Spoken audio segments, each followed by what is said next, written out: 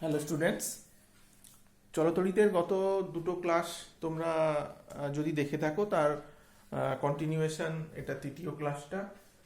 তো এত বড় একটা চ্যাপ্টার বা তোমাদের সিলেবাসে দশম শ্রেণীর সিলেবাসে যে অনেকটা জিনিস আছে, তো প্রত্যেকটা জিনিস আমার পক্ষে এই ছোট ক্লাসে বলা সম্ভব নয় বা কম সংখ্যক ক্লাসে বলা সম্ভব নয়। তোমরা বইটা প্রত্যেকে ফলো করো, আর যেগুলো কনসেপচুয়াল জিনিস আর যেগুলো তোমাদের আটকে যাওয়ার সম্ভাবনা আছে সেই রকম কয়েকটা জিনিসই কেবল আমি ভিডিওগুলোতে দিচ্ছি।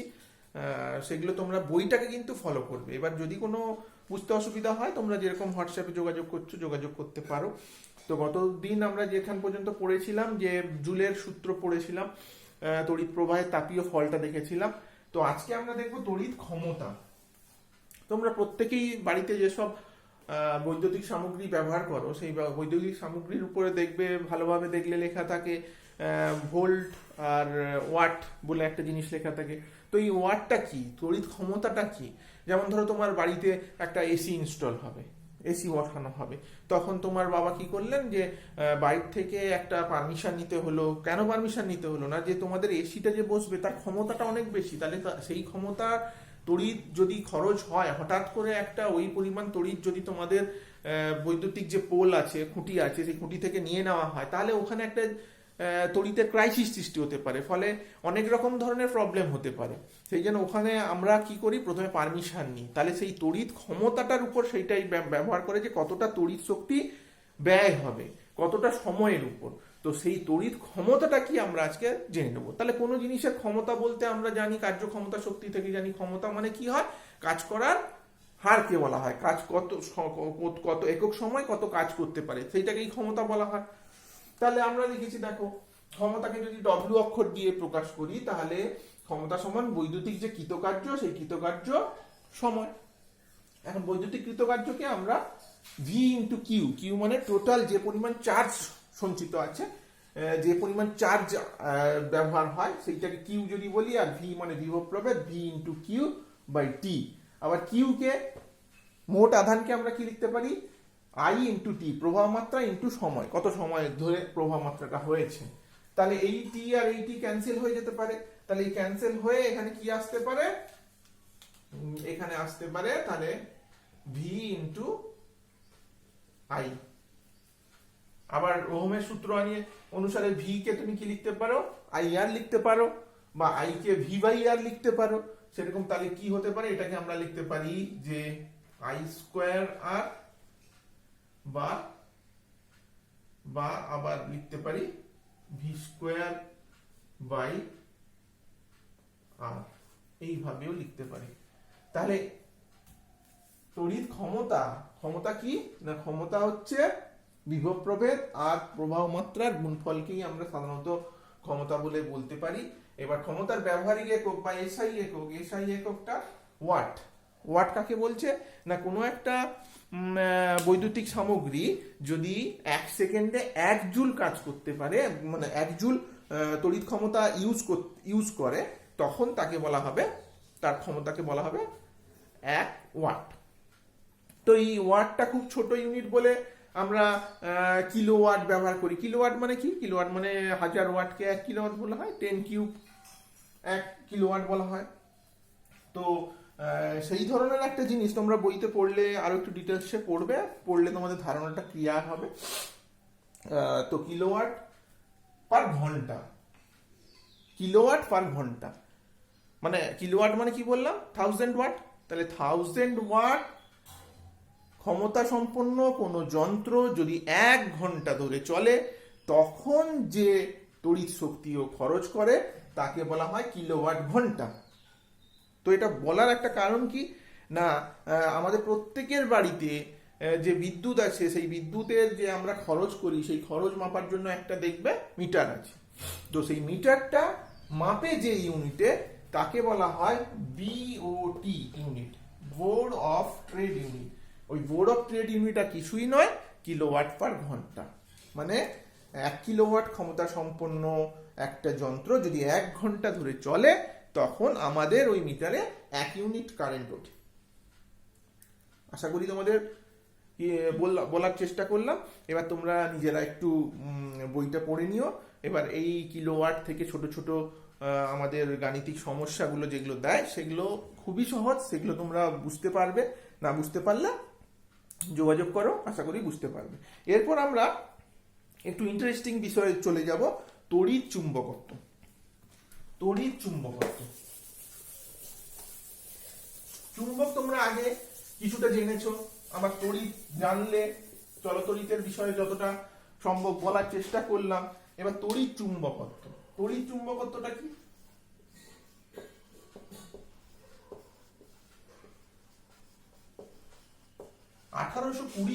সালে ওরস্টেড বলে একজন বিজ্ঞানী, উনি দেখলেন যে একটা পরিবাহীর মধ্য দিয়ে তড়িৎ প্রবাহ যদি যায়, তো সেই তড়িৎ প্রবাহ গেলে তখন আমরা কি করতে পারি না, আমরা একটা যদি চুম্বক শলাকা লাগি, চুম্বক শলাকা কিছুই নয়, একটা এই ধরনের ডিভাইস যেটা এই বিন্দুর সাপেক্ষে মুভ করতে পারে। মানে যদি ধরো কোনো ওর উপর বল প্রয়োগ হয় তাহলে ওটা সরে যাবে, এই ধরনের, এটাকে বলা হয় চুম্বক শলাকা। এটা একটা চুম্বক, সোজা কথা এটা একটা চুম্বক। আর মেরুগুলো খুব সুচাগ্র, যাতে ওটা আমরা দিকটা সহজে বোঝার জন্য ওটা করেছি। তাহলে এইভাবে একটা ব্যবস্থায় যদি আমি এর উপর এরকম একটা পরিবাহী রাখি আর পরিবাহীর মধ্য দিয়ে তড়িৎ চালনা করলাম, যখন তড়িৎ চালনা করিনি তখন শলাকাটা যেরকম ছিল সেরকম অ্যাজ ইট ইজ আছে। যেই আমি প্রবাহ পাঠালাম সঙ্গে সঙ্গে আমরা কি দেখব, সঙ্গে সঙ্গে আমরা দেখব এই শলাকাটা কি হয়ে যাবে, শলাকাটা এই বরাবর হয়ে যাবে, শলাকাটা এই বরাবর হয়ে যাবে। তো শলাকাটা এইরকম হয়ে যাওয়ার কারণটা কি না, কারণটা আর কিছু নয়, এই যে তড়িৎ প্রবাহ হচ্ছে, তড়িৎ প্রবাহ হলে কি হচ্ছে, একটা চুম্বক ক্ষেত্রের সৃষ্টি হচ্ছে। সেই চুম্বক ক্ষেত্রের সঙ্গে এই চুম্বক শলাকার একটা বিকর্ষণ বা আকর্ষণ যাই বলো, একটা বল প্রয়োগ হচ্ছে, সেই বল প্রয়োগের কারণে এই ঘটনাটা ঘটছে। তাহলে এই ঘটনাটা ব্যাখ্যা করার জন্য অ্যাম্পিয়ার বলে একজন বিজ্ঞানী, তিনি একটা সূত্র আবিষ্কার করেছিলেন। সেই সূত্রটাকে বলা হয় অ্যাম্পিয়ারের সন্তরণের নিয়ম। অ্যাম্পিয়ারের সন্তরণের নিয়ম। তো অ্যাম্পিয়ারের সন্তরণের নিয়মটা তোমরা পড়বে, আমি বলে দিচ্ছি। অ্যাম্পিয়ারের সন্তরণের নিয়ম,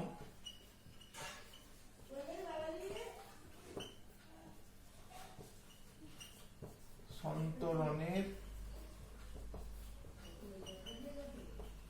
নিয়ম, অ্যাম্পিয়ারের সন্তরণের নিয়মে বলছে যে একটা কোনো এক ব্যক্তি যদি চৌম্বক শলাকার দিকে মুখ করে সাঁতার কাটে, চৌম্বক শলাকার দিকে মুখ করে সাঁতার কাটে মানে সাঁতার তো জলের উপর কাটবে, তাহলে চুম্বক শলাকার দিকে মুখ করে মানে ধরে নেওয়া যেতে পারে জলের মধ্যে ওই চুম্বক শলাকাটা আছে। সোজা কথা, ওর বুক বা পেটের দিকে চুম্বক শলাকাটা আছে, ওর উপর দিয়ে ও সাঁতার কেটে যাচ্ছে।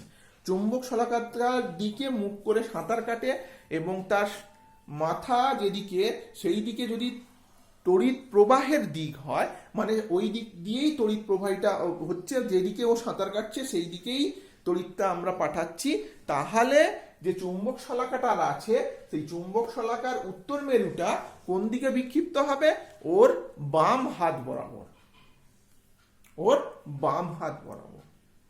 এইটাই বলেছিলেন অ্যাম্পিয়ারের সন্তরণের নিয়ম, যে কোনো ব্যক্তি যদি চুম্বক শলাকার দিকে মুখ করে সাঁতার কাটে এবং তড়িৎ প্রবাহের দিক ওর মাথা বরাবর থাকে, তাহলে ওর বাঁ হাত যেদিকে আছে চুম্বক শলাকার উত্তর মেরু সেই দিকে বিক্ষিপ্ত হবে। বোঝা গেল? তো এই ধরনেরই আরেকটা সূত্র দক্ষিণ মুষ্টি নিয়মটাকে বলা হয়। দক্ষিণ মুষ্টি নিয়মটা কি না, দক্ষিণ মানে হচ্ছে আমাদের রাইট হ্যান্ডকে দক্ষিণ হস্ত বলা হয়। মুষ্টি মানে এই ধরনের মুষ্টি করা হলো, মুষ্টি এই ধরনের মুষ্টি করা হয়েছে। তাহলে এই যে মুষ্টি করেছি, তাহলে এই মুষ্টির যে থাম, এই যে থাম যেটাকে আমরা সাধারণত চলতি ভাষায় বুড়ো আঙুল বলি, এই থামটা যেদিকে আছে, থামটা যদি তড়িৎ প্রবাহের দিক বোঝায়, তাহলে মুষ্টিবদ্ধ যে আঙুলগুলোর দিক সেই দিকটা কিসের দিক হবে?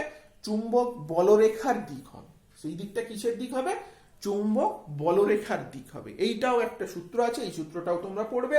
এটাকে বলা হয় দক্ষিণ হস্ত মুষ্টি নিয়ম। তো এই সূত্রটাও তোমরা একটু দেখে নিও। এবং এই সূত্রতে একটা নতুন জিনিস তোমরা শুনলে, চৌম্বক বলরেখা। বলরেখা ব্যাপারটা এখন তোমাদের যতটুকু একটা ধরে নাও, একটা কাল্পনিক রেখা যেটা বরাবর যদি কোনো একটা ওই রেখা বরাবর রেখার কোনো বিন্দুতে যদি আমরা একটা স্পর্শক আঁকি, সেই স্পর্শকটা চুম্বক ক্ষেত্রের দিকটা নির্দেশ করবে। এইটুকু বুঝে নাও শুধু। বলরেখা কিরকম হয় তাহলে একটু বলে দিই তোমাদের। যখন বলাই হলো, ধরো এরকম একটা দণ্ড চুম্বক আছে, এটা এন, এটা এস, তাহলে এর বলরেখাগুলো এইরকম ভাবে হয়।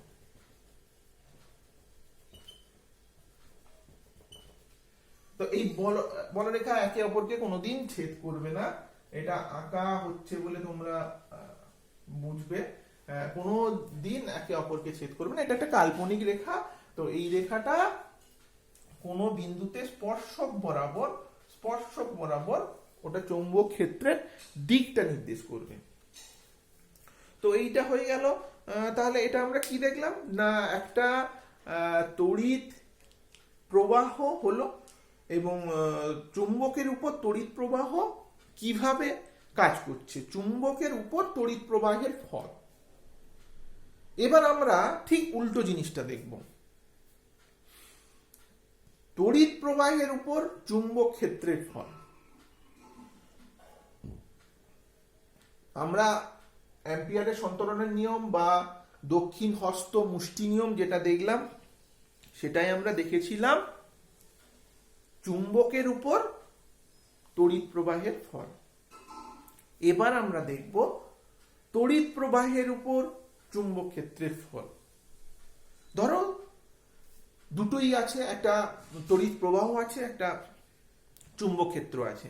তখন আমরা দেখব যে পরিবাহীটা যার মধ্য দিয়ে প্রবাহ হচ্ছে, সে একটা বল অনুভব করছে, তার যেন বিক্ষেপ ঘটছে। সেইটা আবার আমরা দেখতে পাই, সেটা ফ্লেমিং বলে একজন বিজ্ঞানী, ওর একটা সূত্র ছিল ফ্লেমিং এর বাম হস্ত নিয়ম। ফ্লেমিং এর বাম হস্ত নিয়ম, সেই সূত্রটা আমরা একটু জানবো।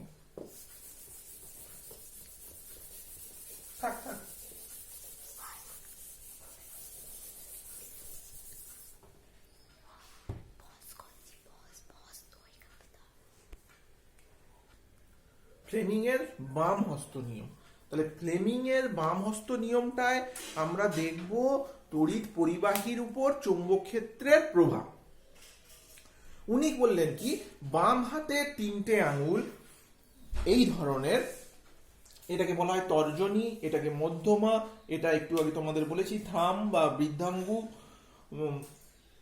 এটা যদি পরস্পর সমকোণে থাকে, পরস্পর সমকোণে দেখো মিউচুয়ালি পারপেন্ডিকুলার, এক একটার সমকোণে আছে 90 ডিগ্রি কোণ, প্রত্যেকটার সঙ্গে প্রত্যেকটার কোণ হচ্ছে 90 ডিগ্রি। তাহলে এই তর্জনী যদি চৌম্বক ক্ষেত্রের দিক নির্দেশ করে, মধ্যমা যদি তড়িৎ প্রবাহের দিক নির্দেশ করে, তাহলে এই বৃদ্ধাঙ্গুলি তড়িৎ পরিবাহী তারের উপর যে বল তার দিক নির্দেশ করবে। তাহলে এই 3টে আঙুল, বাঁ হাতের 3টে আঙুল যদি আমরা পরস্পর সমকোণে রাখি, তাহলে তর্জনী যদি চৌম্বক ক্ষেত্রের দিক নির্দেশ করে, মধ্যমা যদি তড়িৎ প্রবাহের দিক নির্দেশ করে, তাহলে এই বৃদ্ধাঙ্গুলি কি দিক নির্দেশ করবে না, তড়িৎ পরিবাহীর উপর যে বল, অর্থাৎ পরিবাহীর যে বিক্ষেপ হবে, সেই বিক্ষেপের দিক নির্দেশ করবে। এই নীতিটাকে কাজে লাগিয়ে বার্লো চক্র বলে এক ধরনের যন্ত্রের প্রথম আবিষ্কার হয়, যাতে যে এই তড়িৎ চুম্বক দুটোকে কাজে লাগিয়ে একটা ঘূর্ণন সৃষ্টি করা গেছে। ঘূর্ণন আমরা তো এখন সহজে জেনে নিই যে ঘূর্ণন যন্ত্র, মোটর, এইগুলো তো আমরা সহজে এখন অ্যাভেলেবেল, কিন্তু এইগুলো সেই উদ্ভবের সময়, উৎপত্তির সময় কতটা যে মারাত্মক ছিল সেগুলো তোমরা জানতে পারো না। এই সামান্য একটা তড়িৎ যখন প্রথম আবিষ্কার হয়েছিল, এডিসন যে প্রথম তড়িৎ আবিষ্কার করলেন, সেটাই কত বড় যুগান্তকারী সৃষ্টি সেটা তোমরা বুঝতে পারবে না। তোমরা এখন যা বলবে যে তড়িৎ আর এমন কি জিনিস, একটা এখন 6 জেনারেশন 7 জেনারেশন কম্পিউটার একটা হচ্ছে অনেক ভালো জিনিস, কিন্তু তা নয়। সময়ের উপর ডিপেন্ড করে যে আবিষ্কারের মাত্রাটা কতটা। তো এই নীতিকে কাজে লাগিয়ে, ফ্লেমিং এর বামহস্ত নীতিকে কাজে লাগিয়ে ডিসি যে মোটর, সেই ডিসি মোটর সৃষ্টি করা হয়েছিল।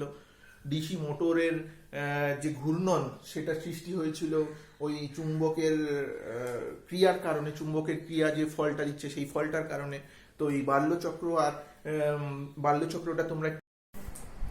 বাল্যচক্রটা আমরা দেখবো, বাল্যচক্রটা পড়বে, যদি কোনো অসুবিধা থাকে বলবে। এরপর আমরা যেটা করব যে তড়িৎ চুম্বকীয় আবেশ সংক্রান্ত ঘটনা। আমরা তড়িৎ প্রবাহের প্রভাব দেখেছিলাম চুম্বকত্বের উপর, চুম্বকের প্রভাব দেখলাম তড়িৎ প্রবাহের উপর। এবার এই তড়িৎ চুম্বকীয় আবেশ, কোনো একটা বদ্ধ বর্তনী যেটাকে আমরা কুণ্ডলী বলে থাকি, সেই কুণ্ডলীর ভেতর যদি চুম্বক প্রবাহের কোনো রকম পরিবর্তন হয় তখন কি হয় দেখব। তো তোমাদের তার আগে একটা এই ছবিটার দিকে দেখার জন্য বলছি। এই ছবিটায় কিছু নয়, এটা একটা গ্যালভানোমিটার। এটা একটা গ্যালভানোমিটার বলে। এটা কি করে না, এটা প্রবাহ মাত্রা পরিমাপ করে। কোনো জায়গায় যদি প্রবাহ মাত্রা সৃষ্টি হয়, সেটা কতটা সৃষ্টি হয়েছে সেটা পরিমাপ করে। সেই রকম একটা এটার বর্তনী, এটাকে বদ্ধবর্তনী বলা হচ্ছে, এটাকে কুণ্ডলী বলা হচ্ছে। এটা একটা পরিবাহী তারকে এইভাবে স্প্রিং এর মতো পেঁচিয়ে রাখা হয়েছে এবং তার মাঝখানে একটা চোঙাকৃতি জায়গার মতো তৈরি হয়েছে। এবার সেই চোঙাকৃতি জায়গার মধ্যে আমি একটা দণ্ডচুম্বককে গতি নিয়ে আনছি, তাহলে দণ্ডচুম্বকটা আমি যেই এর মধ্যে প্রবেশ করাচ্ছি একটু তাড়াতাড়ি, তখনই দেখবো এখানে একটা কাঁটার বিক্ষেপ। তার মানে কি, প্রবাহ মাত্রা তৈরি হয়েছে। এবার তাহলে যেই এর মধ্যে প্রবেশ করালাম, একদিকে প্রবাহ মাত্রা তৈরি হয়েছে, যেই দেখবো আমি একে বের করে নিয়ে যাব একটা বেগে, তখন দেখবো প্রবাহ মাত্রা তৈরি হয়েছে ঠিক তার উল্টো দিকে, বিপরীত দিকে। তাহলে এইটা কিভাবে হলো না, তোমরা দেখো এইখানে যেই আমি এখানে যখন কিন্তু আরেকটা জিনিস বলে নেওয়া দরকার, দণ্ডচুম্বকটা যখনই আমরা এখানে স্থিরভাবে রাখছি তখন কিন্তু কোনো বিক্ষেপ দেখা যাচ্ছে না কাঁটা, অর্থাৎ তখন কোনো প্রবাহ মাত্রার সৃষ্টি হচ্ছে না। তাহলে প্রবাহ মাত্রাটার সৃষ্টি কখন হচ্ছে, যখন আমি চুম্বকের একটা গতি আনছি। তাহলে চুম্বকের গতির কারণে কি হতে পারে, চুম্বক বলরেখার পার্থক্য, চুম্বক প্রবাহের পরিবর্তন, চুম্বক ক্ষেত্রের একটা পরিবর্তন। সেই চুম্বক ক্ষেত্রের পরিবর্তনের জন্য একটা আবিষ্ট তড়িৎ চালক বলের সৃষ্টি হচ্ছে। কারণ প্রবাহ মাত্রা সৃষ্টি হওয়া মানে আমরা কি জানি যে তড়িৎ চালক বলের নিশ্চয়ই সৃষ্টি হচ্ছে। তাহলে আবিষ্ট একটা তড়িৎ চালক বলের সৃষ্টি হচ্ছে, তার কারণে একটা প্রবাহ মাত্রা আমরা দেখতে পাচ্ছি। এই যে ঘটনাটা, এই ঘটনাটাকে বলা হচ্ছে তড়িৎ চুম্বকীয় আবেশ। এটা প্রথম লক্ষ্য করেছিলেন বিজ্ঞানী ফ্যারাডে। তো ফ্যারাডে ওনার দুটো সূত্র দিয়েছিলেন, যে কোনো বদ্ধ বর্তনীতে, প্রথম সূত্রের কথাটা আমি বলছি, যে কোনো বদ্ধ বর্তনীতে ধরো চুম্বক প্রবাহের পরিবর্তন হলে একটা তড়িৎ চালক বলের সৃষ্টি হয়, এবং সেই তড়িৎ চালক বলের সৃষ্টির ফলে ওখানে একটা প্রবাহ মাত্রা হয়। আর ততক্ষণ পর্যন্ত প্রবাহ মাত্রা হবে যতক্ষণ পর্যন্ত এই চুম্বক প্রবাহের পরিবর্তন থাকবে। অর্থাৎ আমি যতক্ষণ পর্যন্ত এই চুম্বক প্রবাহের পরিবর্তন করতে পারবো ততক্ষণ আমি এই বদ্ধ বর্তনীতে একটা প্রবাহ মাত্রা পেতে থাকবো, তড়িৎ প্রবাহ মাত্রা পেতে থাকবো। এইটাই ফ্যারাডের প্রথম সূত্রে বলেছিলেন। তার দ্বিতীয় সূত্রে উনি কি বললেন, দ্বিতীয় সূত্রে বললেন যে এই যে তড়িৎচালক বল, এই তড়িৎচালক বলের যে মান, সেই মানটা কিসের সমানুপাতি, সেই মানটা এই চুম্বক প্রবাহের পরিবর্তনের সঙ্গে সমানুপাতিক। চুম্বক প্রবাহের পরিবর্তন যত বেশি হবে এই তড়িৎচালক বলের মানও তত বেশি হবে, অর্থাৎ প্রবাহ মাত্রাও তত বেশি হবে। তাহলে ফ্যারাডের এই দুটো সূত্র থেকে আমরা জানতে পারি যে কোনো বদ্ধ বর্তনীতে যদি চৌম্বক প্রবাহের পরিবর্তন হয় তাহলে সেখানে একটা তড়িৎ প্রবাহের সৃষ্টি হচ্ছে। এরপর লেঞ্জ বলে একজন বিজ্ঞানী আরেকটা সূত্র বললেন। তো সেই সূত্রটা বলার আগে আমি একটা জিনিস বলছি, তাহলে তোমাদের কি মনে হচ্ছে, তাহলে এখানে আমরা শক্তির উদ্ভব করতে পারছি? আমি এখানে একটা দণ্ডচুম্বক আনছি, দণ্ডচুম্বক আনলেই এখানে একটা তড়িৎ প্রবাহের সৃষ্টি হচ্ছে, বা খুব ভালো কথা, তাহলে তড়িৎ প্রবাহ তো আমি এমনি পেয়ে যাচ্ছি। তাহলে এখানে আমি শক্তি একটা সৃষ্টি করে ফেললাম, আমি একটা শক্তি সৃষ্টি করে ফেললাম। তাহলে এই শক্তিটা তাহলে কি হলো, শক্তিটা কি সৃষ্টি হয়ে গেল হঠাৎ করে? তাহলে শক্তির নিত্যতা সূত্র তো ভায়োলেট হয়ে গেল, শক্তির নিত্যতা সূত্র ভায়োলেট হয়ে গেল। লেন্স তখন বললেন যে এই শক্তির নিত্যতা সূত্রটা এটা ভায়োলেট করে না। এটা উনি বলতে চাইলেন যে আমরা এখানে এই যে দণ্ডচুম্বকটা আনতে যে একটা যান্ত্রিক শক্তি তো ব্যবহার করছি, আমি ওর যখন চুম্বক প্রবাহের পরিবর্তন ঘটানোর জন্য একটা কি করছি, একটা যান্ত্রিক শক্তি প্রয়োগ করছি। তাহলে ওই যান্ত্রিক শক্তিটা তড়িৎ শক্তিতে রূপান্তরিত হচ্ছে। তাহলে এখানে শক্তির যে নিত্যতা সূত্র সেটা লঙ্ঘন করছে না। লেন্জ বললেন এই আবিষ্ট তড়িৎ প্রবাহ মাত্রার দিক এমন হবে যে যে কারণে প্রবাহ মাত্রা সৃষ্টি হচ্ছে, আবিষ্ট তড়িৎ প্রবাহ মাত্রা সর্বদা সেই কারণকে বাধা দেবে। তার অভিমুখটা এমন হবে যে যে কারণে ওটা সৃষ্টি হচ্ছে সেই কারণকে ওটা ও বাধা দেবে। অর্থাৎ এই যে আমি যান্ত্রিক শক্তি প্রয়োগ করে এই যে চুম্বক প্রবাহ মাত্রার পরিবর্তনের চেষ্টা করছিলাম, আবিষ্ট প্রবাহ মাত্রার দিকটা এমন হবে সে চাইবে যে ওই জিনিসটাকে ঠেলে বের করে দিতে, বা যখন আমি এটাকে টেনে বের করে নিচ্ছি ও চাইবে ওটাকে টেনে রাখতে। লেঞ্জ এখানে বললেন। তাহলে লেঞ্জের সূত্রের ফলে আমরা দেখলাম যে এখানে আমরা শক্তির যে নিত্যতা সূত্র, সেই নিত্যতা সূত্র লঙ্ঘিত হতে পারছে না, এটা আমরা জানতে পারলাম। এরপর তাহলে এই যে নীতি, এই নীতিটাকে কাজে লাগিয়ে আমরা কি করলাম, এই নীতিটাকে কাজে লাগিয়ে আমরা জেনারেটর তৈরি করলাম। জেনারেটর তোমরা জানো যেখানে আমাদের বিদ্যুতের দরকার হয়, যেখানে আমরা সহজে পাই না, বা নিরবিচ্ছিন্ন বিদ্যুৎ পরিষেবা যেখানে দরকার হয় সেখানে আমরা জেনারেটরের ব্যবহার করে থাকি। জেনারেটর দু ধরনের হতে পারে, একটা হচ্ছে ডাইরেক্ট কারেন্ট জেনারেটর আর একটা হচ্ছে অল্টারনেটিং কারেন্ট জেনারেটর। তাহলে ডাইরেক্ট কারেন্ট আর অল্টারনেটিং কারেন্ট কাকে বলে? ডাইরেক্ট কারেন্টের বাংলা যদি করি আমরা জানি, তাহলে সমপ্রবাহ, আর অল্টারনেটিং কারেন্টকে যদি আমরা বলি পরিবর্তী প্রবাহ। তাহলে ওইটা একটু জেনে নেওয়া যাক।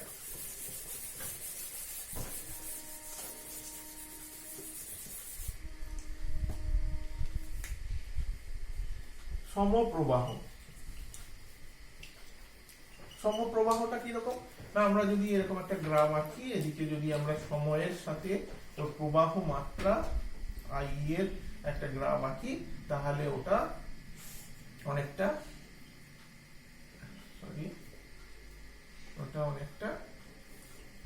এইভাবে আছে। অর্থাৎ সময়ের সঙ্গে সঙ্গে ওর যে প্রবাহ মাত্রা সেটা সর্বদা ফিক্সড, সেটা স্থির, সেই জন্য ওটাকে বলা হচ্ছে সমপ্রবাহ। আর পরিবর্তী বললে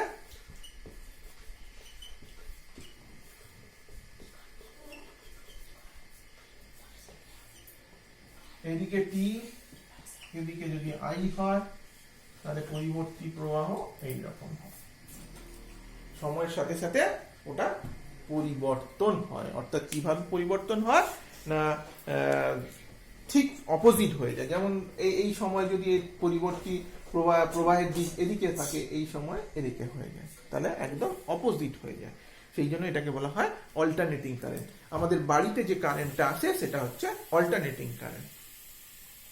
তাহলে এই ডাইরেক্ট কারেন্ট, ডাইরেক্ট কারেন্ট প্রথম ইনভেনশন হয়েছিল। তাহলে হঠাৎ করে আমাদের ডাইরেক্ট কারেন্ট ব্যবহার না করে আমরা বাড়িতে অল্টারনেটিং কারেন্ট কেন ব্যবহার করছি না? ডাইরেক্ট কারেন্ট প্রথমে ব্যবহার হয়েছিল, কিন্তু ডাইরেক্ট কারেন্টের একটা ব্যাপার হচ্ছে ডাইরেক্ট কারেন্টকে আমরা চেঞ্জ করতে পারি না। চেঞ্জ করতে পারি না মানে না, আমরা এই যে অল্টারনেটিং কারেন্টটা আমাদের ধরো যেখানে তড়িৎ তৈরি হলো, তড়িৎ তৈরি হওয়ার মানে কি, যেখানে ধরো জলবিদ্যুৎ কেন্দ্র কি তাপ বিদ্যুৎ কেন্দ্র এইসব জায়গায় তড়িৎ আসছে, সেখান থেকে আসার সময় তাহলে অনেকটা দূর অনেকটা দূর থেকে আসছে, তাহলে দূর থেকে আসার জন্য আমরা কি জানি যে হিটিং এফেক্ট, যেটা জুলের সূত্রে তোমরা পড়েছিলে, সেটা আসার জন্য অনেক দূর থেকে আসছে মানে অনেকটা সময় ধরে আসবে, তাহলে অনেকটা সময়ের জন্য ওখানে হিটিং এফেক্টের জন্য অনেকটা তড়িৎ নষ্ট হয়ে যাবে।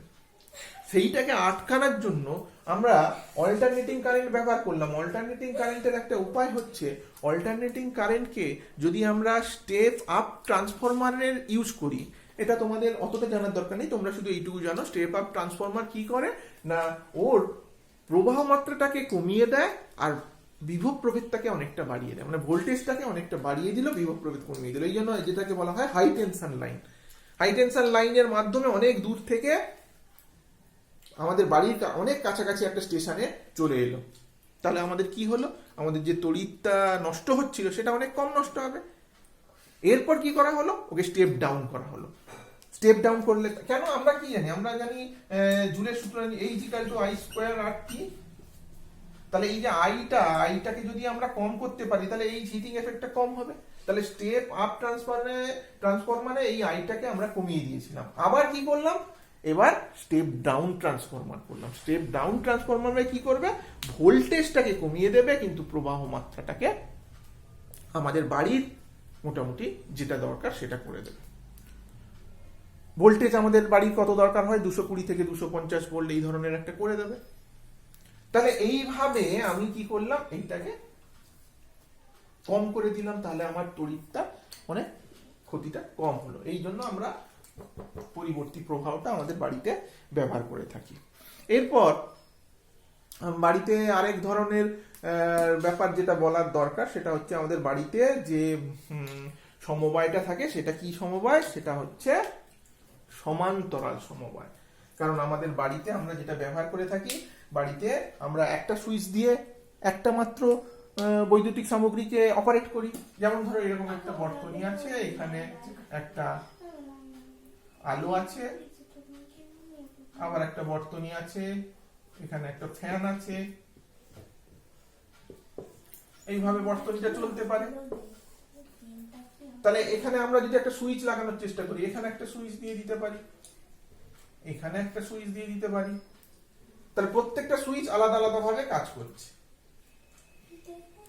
কিন্তু যদি শ্রেণী সমবায় হতো, দেখো যদি শ্রেণী সমবায় হতো তাহলে এখানে আলো, পাখা, যদি শ্রেণী সমবায় এরকম আমরা রাখতাম তাহলে এটা কি হতো, শ্রেণী সমবায় হলে এইখানে একটা কেবলমাত্র সুইচ আমি ব্যবহার করলাম, সেই একটা সুইচেই সবগুলো চলতে শুরু করলো।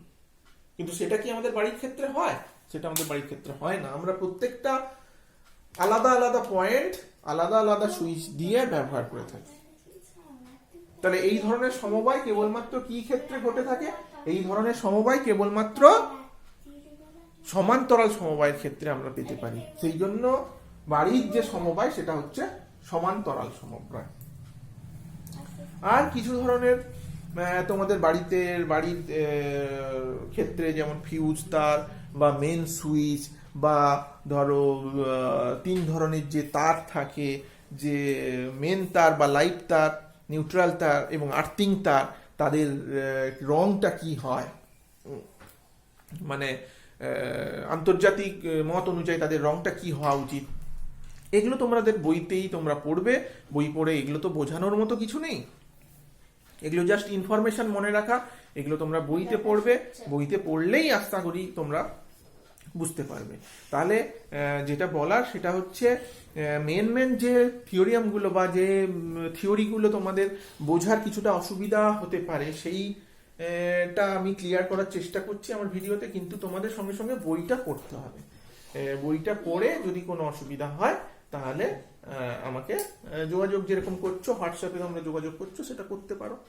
ঠিক আছে।